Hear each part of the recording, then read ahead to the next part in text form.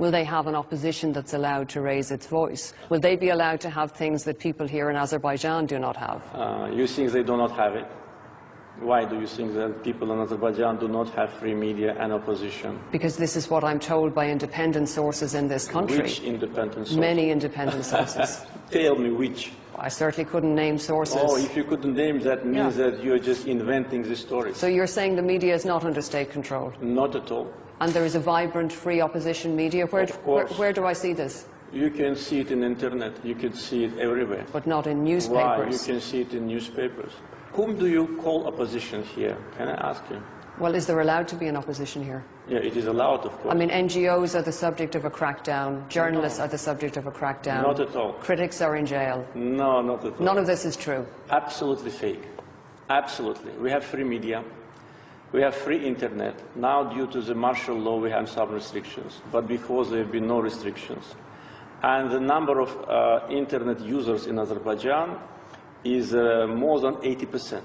Can you imagine the restriction of media in a country where internet is free, there is no censorship, and there are 80% of internet users? We have millions of people on Facebook. How can you say that we don't have free media? This is, again, a biased approach.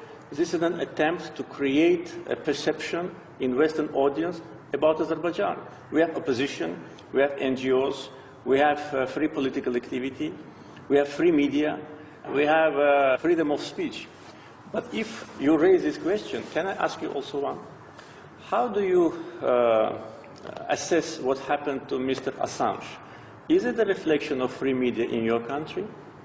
We're not here to discuss no, my let's country. Discuss. No, let's discuss. No, President In order Aliyev. to accuse me, saying that Armenians will not have free media here, let's talk about Assange. How many years, how many years he spent in Ecuadorian embassy? And for what? And where is he now? For journalistic activity. You kept that person hostage, actually killing him morally and physically.